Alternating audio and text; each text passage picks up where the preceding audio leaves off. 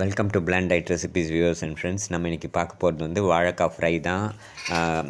வாழைக்காவை வந்து ஃபஸ்ட்டு இந்த மாதிரி ஒரு பாத்திரத்தில் போட்டுட்டு நல்லா ஒரு 15 to 20 மினிட்ஸ் நல்லா கொதிக்க வைங்க. இல்லைனா ப்ரெஷர் குக் பண்ணணும்னு நினச்சிருந்தீங்கன்னா, வேக வைக்கணும்னு நினச்சிங்கன்னா குக்கரில் போட்டு ஒரு 2-3 விசில்ஸ் வர வரைக்கும் வாழைக்காய் வேகணும். அந்த அளவுக்கு வந்து கன்சிஸ்டன்சியில் பார்த்து எடுத்துக்கங்க.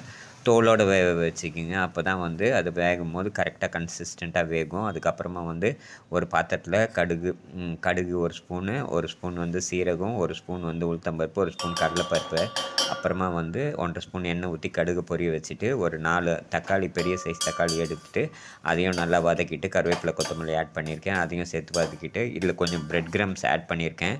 ஆட் பண்ணிவிட்டு பிரெட் கிரம்ஸை நல்லா அதோட அந்த தக்காளி தொக்கோடு நல்லா இது பண்ணிவிட்டு இப்போ வந்து குக்கர் வைக்கிறேன். நான் தவா என்கிட்ட ரெடியாக இல்லை, ஸோ அதனால தான் நான் குக்கரில் ட்ரை பண்ணுறேன். உங்கள் வீட்டில் தவா இருந்ததுன்னா தவாவில் ட்ரை பண்ணி பாருங்கள். இது இல்லைன்னா கடாயில் நிறைய எண்ணெய் ஊற்றிட்டு, எனக்கு நிறைய எண்ணெய் ஒத்துக்காது, அதனால தான் நான் எண்ணெய் லிமிட்டடாக யூஸ் பண்ணணுன்றதுக்காக மொத்த எண்ணெயிலையும் ஊற்றி பொரிக்கலை. உங்களுக்கு சப்போஸ் எண்ணெய் ஒத்துக்குன்ற மாதிரி இருந்ததுன்னா இது எண்ணெயில் போட்டு நல்லா பொரித்து எடுத்துக்குங்க. பொரித்து எடுத்திங்கன்னா சூப்பராக வரும்.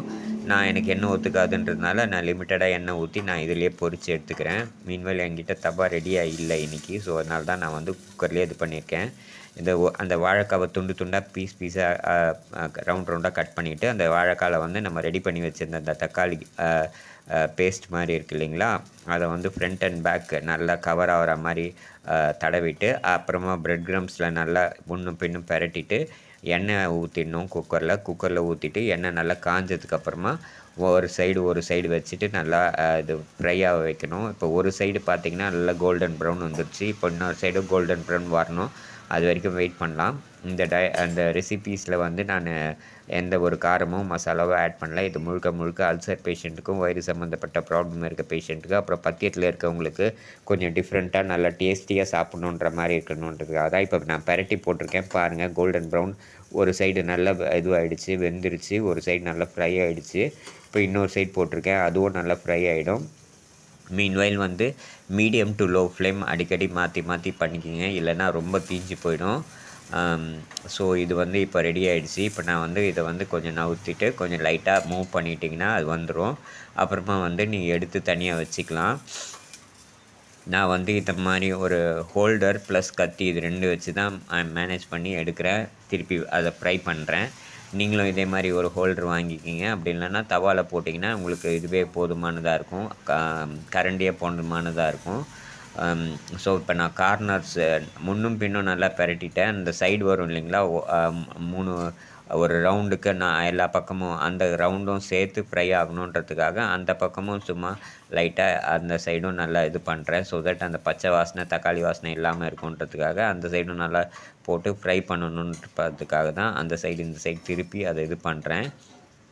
ஸோ அந்த சைடெல்லாம் கூட நல்லா ஃப்ரை ஆகுது. அதனால் இப்போ வந்து நம்ம இதை ஜென்டிலாக எடுத்துடலாம். எடுத்துகிட்டு இன்னொரு பாத்திரத்தில் நம்ம வச்சுக்கலாம்.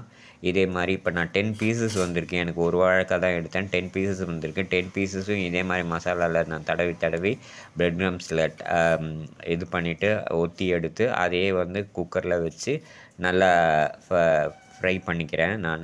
இது வந்து கொஞ்சமாக எண்ணெய் ஊற்றி ஃப்ரை பண்ணுறதுனால இப்படி இருக்குது.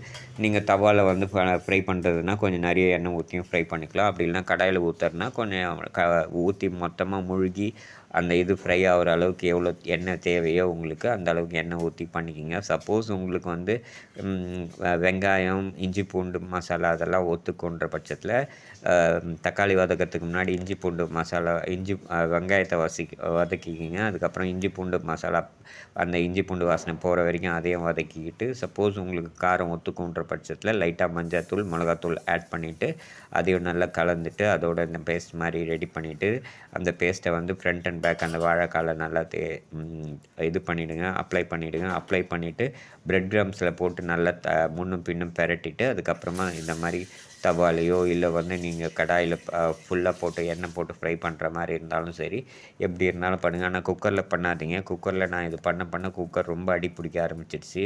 ஸோ அதனால் குக்கரில் ட்ரை பண்ணாதீங்க. ஒன்று தவாவில் பண்ணுங்கள், அப்படி இல்லைன்னா கடாயில் பண்ணுங்கள் எண்ணெய் ஊற்றி தேவையான அளவுக்கு. இப்போ 2வது பீஸ் நான் போட்டிருக்கேன். போட்டதில் வந்து நல்லா இதுவும் ஒரு பக்கம் நல்லா ஃப்ரை ஆகிடுச்சு. இப்போ இன்னொரு பக்கம் ஃப்ரை ஆகணும். இது நான் சாப்பிட்டு பார்த்துட்டேன். மீன்வைல் இந்த வீடியோ போஸ்ட் பண்ணும்போது ரொம்ப நல்லா இருக்குது. நீங்களும் ட்ரை பண்ணி பார்த்துட்டு எனக்கு கமெண்ட் செக்ஷனில் கமெண்ட் பண்ணுங்கள். டெய்லி நான் கிரேவி, சாம்பார் இது மாதிரி மாற்றி போட்டுட்ருக்கறனால டிஃப்ரெண்ட்டாக உங்களுக்கும் பார்க்குறதுக்கு கொஞ்சம் பிடிக்கணும் இல்லையா? அதனால் டிஃப்ரெண்ட்டான ஒரு அப்ரோச் இருக்கணும் அப்படின்றதுக்காக தான் இதை நான் ட்ரை பண்ணேன். மேலும் இதை மாதிரி நான் டிஃப்ரெண்ட்டாக டெய்லி ட்ரை பண்ணிவிட்டு நான் உங்களுக்கு வீடியோ போஸ்ட் பண்ணுறேன். நீங்கள் என்னோடய சேனலை எல்லாருமே சப்ஸ்கிரைப் பண்ணுங்கள், லைக் பண்ணுங்கள், ஷேர் பண்ணுங்கள். உங்கள் வீட்லேயோ உங்கள் ரிலேட்டிவ்ஸ்லேயோ ஃப்ரெண்ட்ஸ்லேயோ இல்லை உங்களுக்கு தெரிஞ்சவங்க யாராவது வந்து அல்சர் ப்ராப்ளம் இருக்க பேஷண்ட்ஸ் இருந்தால் என்னோடய சேனலை சப்ஸ்கிரைப் பண்ண சொல்லுங்கள். என்னோடய சேனலில் நான் டெய்லி இதை மாதிரி காரமே இல்லாத சமையல் டெய்லி ஒவ்வொன்று போஸ்ட் பண்ணுவேன் வீடியோஸை. அதை பார்த்து அவங்களும் சமைச்சு இதே மாதிரி சாப்பிட்டுட்டு அவங்க ஹாப்பியாக இருக்காங்கன்றது தான் எனக்கு ரொம்ப முக்கியம். மீன்வைல் வந்து என் சேனலை நீங்களும் சப்ஸ்கிரைப் பண்ணுங்கள், உங்களோட ஃப்ரெண்ட்ஸ் அண்ட் ரிலேட்டிவும் சப்ஸ்கிரைப் பண்ண சொல்லுங்கள். இது வந்து ரொம்ப நல்லாவே வருது. இப்போது 2வது எபிசியும் நான் ரெடி பண்ணிட்டேன். இது ஆல்மோஸ்ட் ரெடி ஆகிருக்கு. பார்க்கலாம். அந்த முன்ன பின்ன கொஞ்சம் திருப்பிட்டு அதையே ரெடி பண்ணிட்டோம்னா சரியாயிடும். இந்த ஒரு பக்கம் திருப்புறேன், கொஞ்சம் திருப்ப வரமாட்டேன்து. ஏன்னா குக்கர் வந்து ரொம்ப பாட்டம் ரொம்ப டெப்த்தாக இருக்கிறதுனால சரியாக வரமாட்டேன்து. ஸோ ஒரு சைடு நல்லா ஃப்ரை ஆகிடுச்சு, இன்னொரு சைடு ஃப்ரை பண்ணலாம். மீன்வைல் இதில் முக்கியமான மேட்டரே வந்து வாழைக்காய் வந்து நீங்கள் பதமாக வேக வைக்கணும். ஃபஸ்ட்டு வேக வைக்கும்போது தோலோடு சேர்த்து வேக வச்சுக்கிங்க. அப்புறமா இது ஃப்ரை பண்ணும்போது தோலை சைடில் லைட்டாக பிரிச்சிங்கனாலே வந்துடும். அது ஃப்ரை பண்ணும்போது வந்து தோலை ரிமூவ் பண்ணிவிட்டு அதுக்கப்புறமா வந்து நீங்கள் அந்த மசாலா ஆட் பண்ணிவிட்டு ப்ரெட் க்ரம்ஸில் துவச்சிட்டு அதுக்கப்புறமா வந்து நீங்கள் ஃப்ரை பண்ணிங்கன்னா ரொம்ப நல்லா வருது. இது வந்து நல்லா இருக்குது, ரொம்ப நல்லா டேஸ்டியாகவும் இருக்குது. நான் சாப்பிட்டேன்.